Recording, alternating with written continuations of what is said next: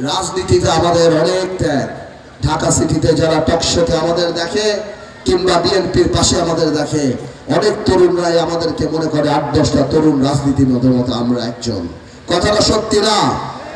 2001-এ 4 দলীয় জোট হওয়ার পরে 4 দলীয় সরকার হওয়ার কথা ছিল।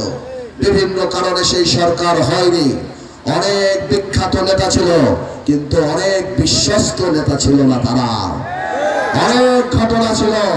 তারপরে কোনোদিনও আমরা এক মুহূর্তের জন্য চিন্তা করিনি দেশ নেত্রী খালেদা জিয়ার বাইরে আমরা চিন্তা করব। আমার বাবা যখন মঈনুদ্দিন ফখরুদ্দিনের সেই সরকারের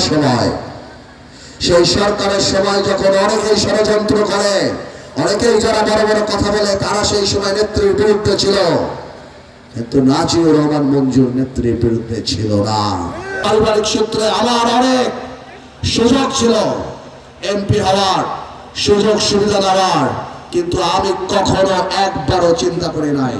আপনারা জানেন, পারিবারিক ভাবে ইচ্ছা করলে আমি যদি খালি চুপ করে থাকতাম তাও আমি অনেক কিছু করতে পারতাম। আমি পারত সেই কাজ করি নাই। মানুষের দিকে তাকিয়ে বাবাকে দেওয়ার ওয়াদা সবকিছু মিলিয়ে 17 বছর কষ্ট করে আজকে আমরা নির্বাচনের স্বপ্ন দেখি।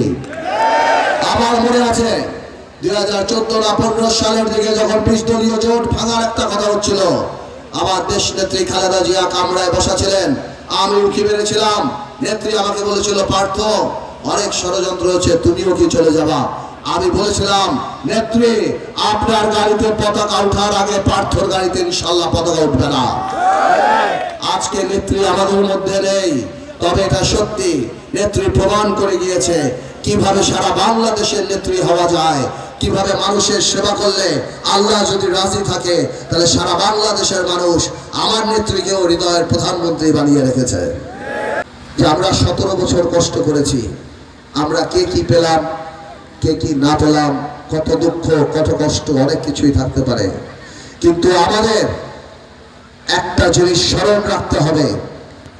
আজকে যারা এখানে আওয়ামী লীগের ভোটার আছেন, যারা বিএনপির ভোটার আছেন, যারা জাতীয় পার্টির ভোটার আছেন, যারা জামাত ইসলামের ভোটার আছেন, যারা হাত পাকার ভোটার আছেন, তাদের সবার কাছে আমি একটা প্রশ্ন করতে চাই। আপনারা নিজেরা নিজের বুকে হাত দিয়ে জিজ্ঞেস করুন, এই ভোলা বরিশাল সেতু হওয়ার জন্য কাকে দরকার?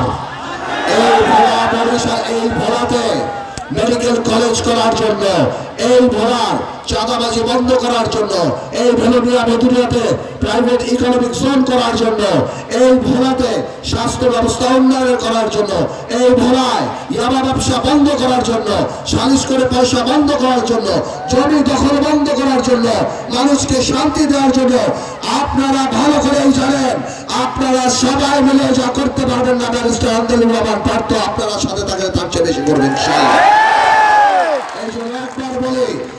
কোন রাজনৈতিক দলের পরিচয় উঠেছে একবার ভোলার কথা চিন্তা করে।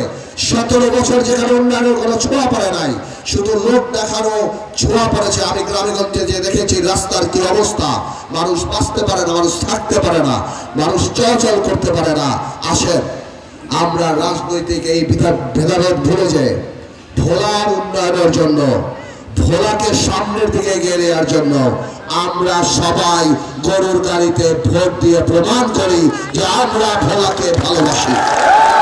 আজকে আমার কষ্ট হয়, জামাত ইসলামের সাথে আমি বহু বছর রাজনীতি করেছি, আমি আরো বড় বড় নেতাদের সাথে জামাতের রাজনীতি করেছি, মুজাহিদ সাহেব, নিজামী সাহেব, কাদের মোল্লা, আরো অনেকে।